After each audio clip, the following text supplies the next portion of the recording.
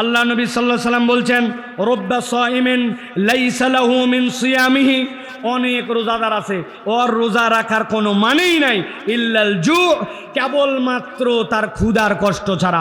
এই দেশে রোজাদার হচ্ছে দুই শ্রেণীর। কয় শ্রেণীর? আমরা কোন শ্রেণীর মধ্যে থাকতে চাই, এটা একটা গুরুত্বপূর্ণ মাসালা। আমাদের দেশে অনেক রোজাদার আছে, আল্লাহ রাব্বুল আলামিন যাদের সকল গুনাহগুলাকে রোজার সাথে সাথে মাফ করে দেন।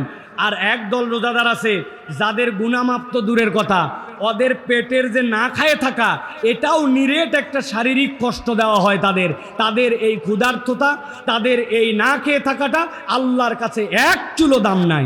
এখন আপনাকে স্বীকার করতে হবে, প্রথমে একসাথে বলতে হবে, আমরা কি নিরেট না খাওয়া পার্টিতে থাকতে চাই, নাকি আমরা আল্লাহর ক্ষমাপ্রাপ্ত দলের অন্তর্ভুক্ত হতে চাই? কারা কারা ক্ষমাপ্রাপ্ত দলের অন্তর্ভুক্ত হতে চান? দুই হাত তুলে আল্লাহকে দেখান, শক্ত করে হাত তোলেন, এটা তাকবীর দেন, লিল্লাহে তাকবীর। এতগুলা লোকের তাকবীর, এইটা জোরে একটা তাকবীর দেন, লিল্লাহে তাকবীর। আলহামদুলিল্লাহ। আল্লাহ নবী সাল্লাল্লাহু আলাইহি সাল্লাম বলছেন, রব্বা সাইমিন লাইসা লাহু মিন সিয়ামিহি, অনেক রোজাদার আছে, ওর রোজা রাখার কোনো মানেই নাই, ইল্লাল জু, কেবলমাত্র তার ক্ষুধার কষ্ট ছাড়া। ও রব্বা সাইমিন, আর কতকগুলা রোজাদার আছে, লাইসা লাহু মিন কিয়ামিহি ইল্লা সাখার। আল্লাহ নবী বলছেন, ওই ব্যক্তি রাত্রেবেলা যে দাঁড়ায়, এই দাঁড়ানোটা তার কষ্টে রাত পার করা ছাড়া কোনোই কাজ দেয় না। এখন জিজ্ঞাসা হচ্ছে, কোন রোজাদার? যার না খায়ে থাকা, কেবল না খায়ে থাকা, যার দাঁড়ানোটা আল্লাহর কাছে কবুল হয় না। কারা তারা? যাদের মধ্যে দুইটা বোধ নাই। কয়টা? কয়টা? ডানে উত্তর দেন নাই। কয়টা? হাজার হাজার বার হাদিস শুনেছেন, কিন্তু কখনো ভাবি নাই। কি ভাবি নাই? নবীজি বলছেন, মান সামা রমাদানান ঈমানান ওয়া ইহতিসাবান গুফিরা লাহু মা তাকাদ্দামা মিন যামবি। হাদিসের অর্থ বলেন, হাদিসের অর্থ বলেন।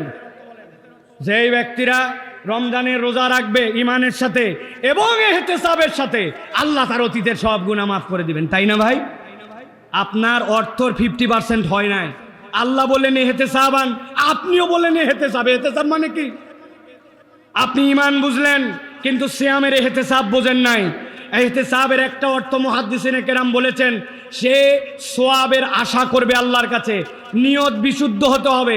আর ইহতিসাবের আরেকটা অর্থ হচ্ছে, ওই বান্দা হিসাব করে গুনে গুনে তার সিয়াম পালন করবে। গুনে গুনে মানে কি?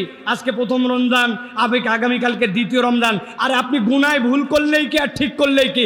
রমজানের চাঁদ উঠলে রোজা শুরু, আবার 29-30-এ চাঁদ উঠলে রোজা শেষ। এর মানে গোনা নয়, এর মানে হিসাব করা নয়, এর মানে আত্মসমালোচনা করে করে আপনার সিয়াম পালন করতে হবে। আমরা বিশ্বাস করে রোজা রাখি, আত্মসমালোচনা নাই। সিয়াম রাখছে, কই হুজুর সময় কাটে না, এই জন্য ক্যারাম বোর্ড খেলে সময় পার করে। এরকম লোক বগুড়ায় নাই? আছে? কই হুজুর সময় পার হয় না, এই জন্য একটা ইংলিশ মুভি দেখতেছে দুপুর থেকে। ইনশাআল্লাহ রোজার এই ইফতারের আগে আগে মুভি শেষ হয়ে যাবে, 2 ঘন্টা 40 মিনিট মাত্র। আছে না? আপনি ইহতিসাব করেন নাই, কেবল না খাইয়েছিলেন।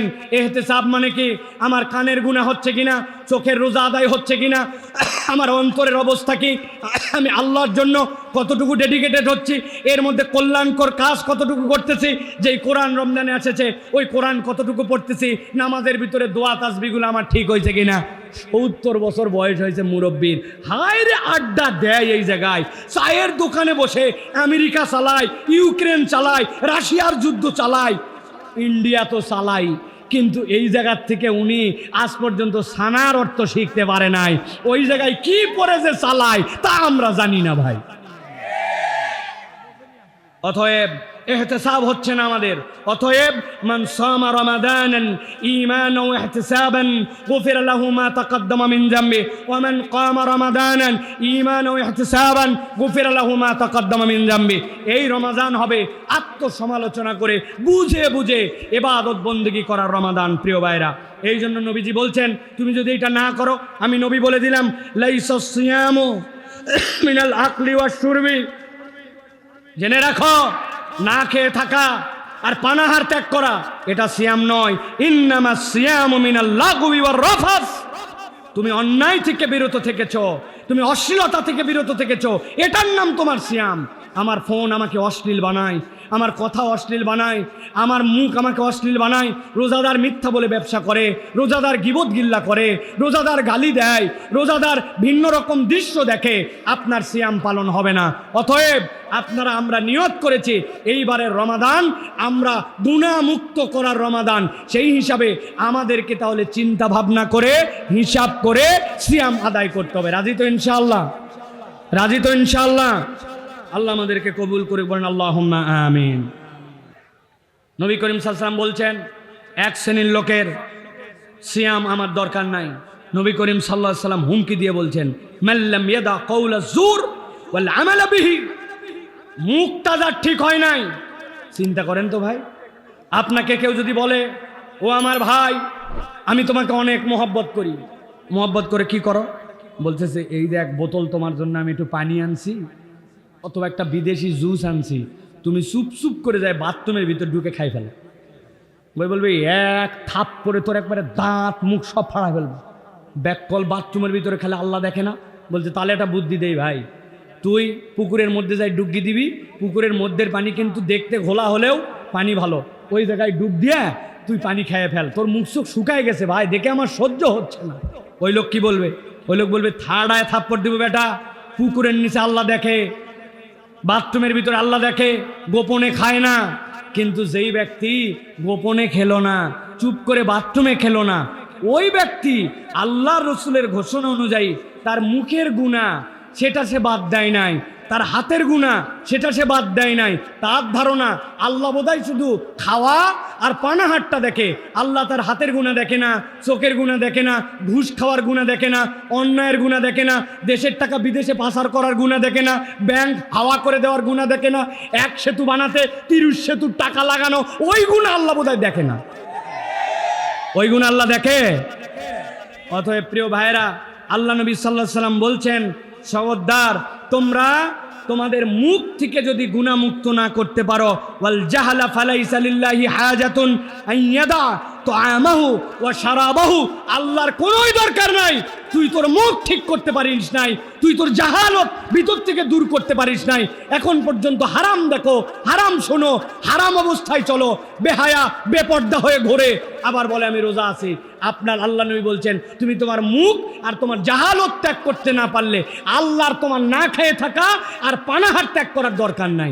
বলেন তো ভাই, তাহলে আমাদের রোজা নিয়ে ভাবার সময় এসেছে কিনা? একটু ভাবতে হবে ভাই, আমাদের রোজা নিয়ে একটু চিন্তা করতে হবে। যদি আমরা চিন্তা না করি তাহলে আমাদের জন্য বড় বিপদ। এই জন্য আমরা মেহেরবানি করে সিয়ামটা হিসাব করে করে আমরা পালন করার জন্য চেষ্টা করি। প্রিয় ভাইয়েরা, এবারে রমজানে একটা শপথ করতে হবে। সেই শপথ হচ্ছে, আমরা এবারে রমাদানে আল্লাহ যদি আমাদেরকে তৌফিক দেয়, আমরা এতেকাফের মধ্যে ঢোকার জন্য চেষ্টা করব। আপনাদের এলাকায় আছে কিনা? আমাদের এলাকায় আছে।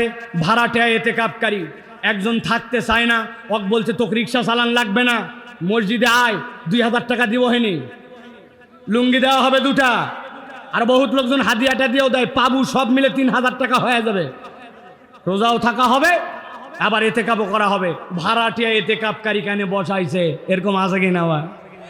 আহা হা, আল্লাহ নবী সাল্লাল্লাহু আলাইহি ওয়াসাল্লাম জামে মসজিদ কেন্দ্রিক এতেকাফকারীকে সিলেক্ট করলেন।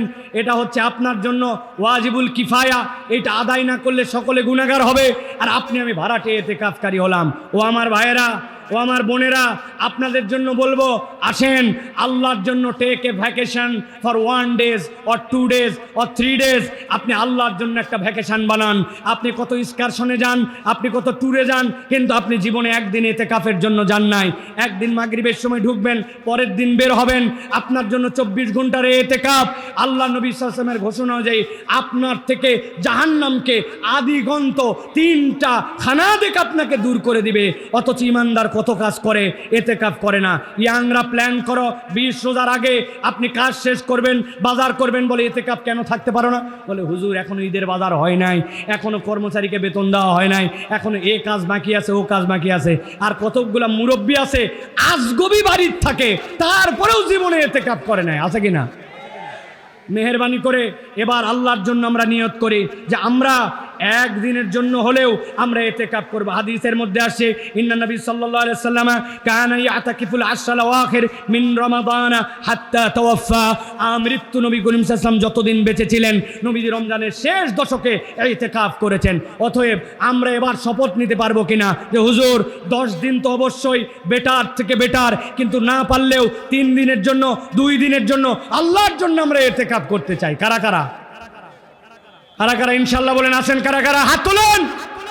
বহুত সময় নষ্ট করেন, আল্লাহর জন্য একটা সময় দেওয়ার চেষ্টা করেন। হাত নামান। প্ল্যান করে ইতিকাফে ঢুকবেন। আমি 2টা সূরা শুদ্ধ করব, সূরা ফাতিহা আর একটা সূরা, 2টা সূরার অর্থ জানবো, একটা নতুন আয়াত মুখস্থ করব। সারা দিন আমি তাসবিহাত এই জিনিসগুলো আদায় করব। বিশ্বাস করেন আপনি একবার ইতিকাফে থেকে যদি মজা পান, আমি আমার নিজের জীবন দিয়ে বলতেছি, হারামে ইতিকাফ থেকে শুরু করে দেশে ইতিকাফের সময় আল্লাহর পক্ষ থেকে কেউ যদি দেখতে চায় ইবাদত বন্দেগীর মজা কি, দুনিয়াতে ঈমানের স্বাদ কি, ওই ব্যক্তি যদি ইতিকাফে ঢুকে ওই ব্যক্তি ঈমানের মজা পাবে ইনশাআল্লাহ। অতএব প্রিয় ভাইরা, ভাড়াটে ইতিকাফকারী নয়, আমরা এবার সত্যি সত্যি ইতিকাফ করার জন্য চেষ্টা করব। পারবো তো ইনশাআল্লাহ? আল্লাহ রাব্বুল আলামিন আমাদেরকে আল্লাহ রাব্বুল আলামিনের জন্য আল্লাহর দেওয়া এই নিয়ামতকে শ্রদ্ধা করে কোরআনুল কারীমকে ধারণ করে রমজানকে অনন্য করার জন্য আল্লাহ তৌফিক দান করে। বলেন আল্লাহুম্মা আমিন। আল্লাহ আমাদের সকলকে এবছর যেন লাইলাতুল কদর মিলিয়ে দেন। বলেন আল্লাহুম্মা আমিন।